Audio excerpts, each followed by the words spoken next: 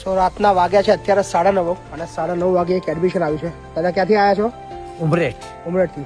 શું નામ તમારું? હર્ષદભાઈ કેશવલાલ નાયક. હર્ષદભાઈ કેશવલાલ નાયક. હા, મૂળ વતન વડનગર. વડનગર? મહેસાણા છો. તો અહીંયા કોણ છે તમારું ઉમરેઠમાં? હું પોતે જ રહેતો હતો. મારા વાઈફ એક્સપાયર થઈ ગયા, જીબી માં અધિકારી હતા. અચ્છા, તમારા વાઈફ? હા, અને એક તમારી- બાબો હતો, એ બી એક્સપાયર. તમારી આવી હાલત કેમ? હે? તમારો બાબુ એક્સપાયર થઈ ગયો? હા, તો કોઈ રાખે એવું છે જ નહીં? કોઈ નહોતું. જમવાનું?